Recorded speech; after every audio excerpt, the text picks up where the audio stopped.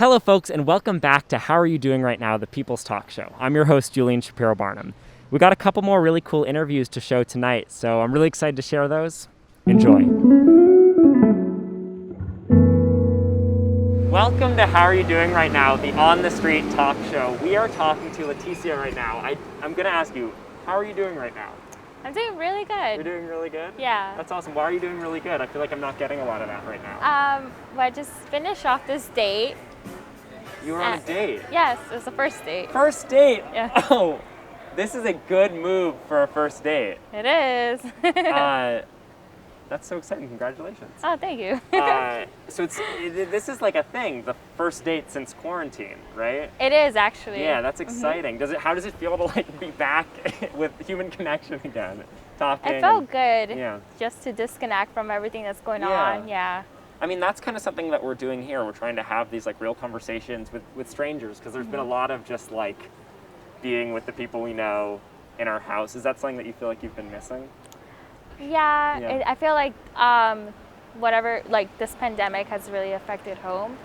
So I think it was just really nice to like finally like drift off from whatever was going on and like just be present and just really like try to get back into the groove of just being out in the world, remember what it was like. So what's something that's been going on right now that's really been on your mind? Anything that's been striking a personal chord with you? Well, recently my dad passed away. Oh, I'm so sorry to hear that. Yeah, so... Was it corona related or? Yeah, actually it was. It was in the beginning of it. Yeah. So, just looking at how everyone takes it and like seeing how I take it, it's very raw, everything that goes on.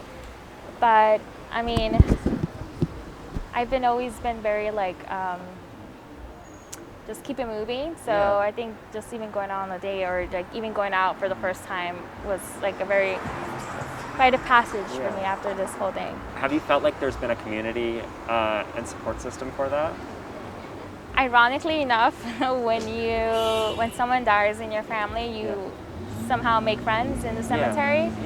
And thank God for everyone that is around me at Greenwood Cemetery, and they've been very supportive. Like some relate and some of them don't. But I think it's like whenever someone passes away very close, it doesn't matter the person. We're all feeling the same kind of pain. So I'm very thankful for them. That's really beautiful. Yeah, I mean, you were able to have like the funeral outside and everything with. Actually, thank God, we were able to have like a wake and an actual burial to be present, and it's not as chaotic as they make it seem, like or scary. So we were able to have like a final goodbye. Yeah. Awesome. Well, thank you so much for sitting down and talking to us. Welcome to How Are You Doing Right Now, the People's Talk Show, Carolina. How are you doing right now? I'm really well. You're really well? Yeah. So you say you're a philosophy grad student. Can I ask you what type of philosophy what philosophy are you interested in? I mostly work on social epistemology and philosophy of mind. More. Which means like largely I'm interested in thinking about like why people don't change their minds when we think they should change their minds. Wow. And like what are the consequences about that for how we should think about different mental states. Okay, let me tell you something. I think that sounds like something that is probably really important to be talking about right now, considering we are seeing people who clearly should be showing empathy, understanding, and are not. Can you offer any insight into that? Maybe. I think there's like, I try to think about it as like there's sort of a few different points where people changing their minds can like really go wrong. So one of them is just people getting the right information or evidence. So often our like environments are built in a way that doesn't give us access to like information that we would need. So that's like one thing. Another thing that's often going on is people don't trust the right sources. And trust is this kind of like affective thing. It's sort of about like who you like and who you feel comfortable around. So that's like another issue. It's like if you don't trust someone, then you can sort of just dismiss what they're saying. You don't need any additional like reason to do that. So those are 2 points where things can go wrong. And then like another point where things can go wrong is you get the right information and you trust the person, but like there's lots of ways in which you can adjust what you think. And like, you're often going to adjust what you think in really motivated ways. Like, you want to keep up the idea to yourself that you're like a good person and that the world is like safe and positive and stuff like that. So I think once you factor that in, often people are going to change their minds in ways that help them like preserve like their group affiliations and stuff like that. I feel like a lot of what's happening right now is this just butting of heads. It's like, I think this is wrong. And it seems like this trust issue is like a really big component of that. Do you think that the way we're going about talking about these issues isn't working? I think sometimes you need to get the right people to talk to someone. Like, it's like you're going to need people who are within the right partisan networks to be talking to those people. So that's like one thing. Or you're going to need to be building relationships. I think often what you have is a sort of like, the emotions are at the wheel of how people change their minds as opposed to the other way around. So often, you're going to need to be looking more at like getting people to kind of like or trust each other. And that's like slow and difficult, especially right now when like, I mean, it's really unfortunate, but a lot of the measures we need for COVID are measures that really go erode social trust just by like literally eroding physical distance between people. Which is making it harder to communicate. Exactly, But I think that it's got to go through that kind of thing. One last thing. This is the People's Talk Show. We are giving a platform. Hello. If there's one thing that you could say, a message that you could deliver right now, is there an idea, a principle that you feel like people really need to hear right now? Stuff around like immigration and ideals of community, and I think people should think more about like what they can get by being surrounded by people who are really different from them.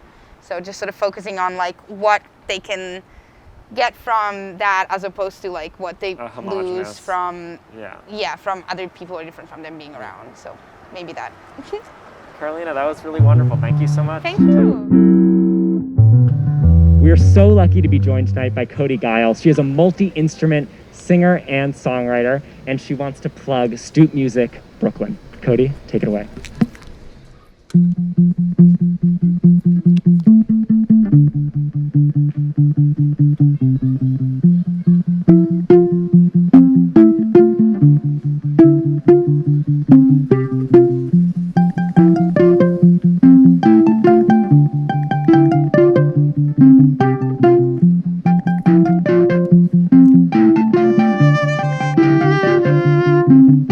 Wings of my bicycle keep going round and round.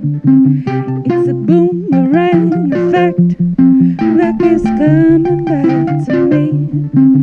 I fall on my two heels to lift me off the ground. Each and nine squares, each one colored differently. So take this trip to the stars by myself.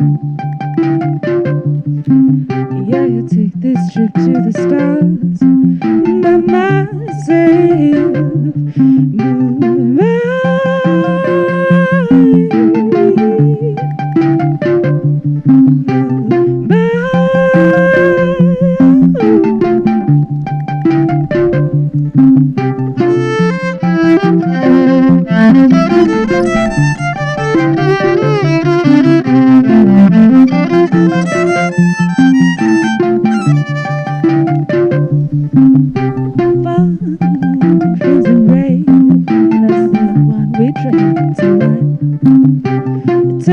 Turn away, see the ashes fade, like a turtle in a shell, hiding from the beacons of light. Turn away, see the ashes fade. So take this trip to the stars by myself. Take this trip to the stars by myself.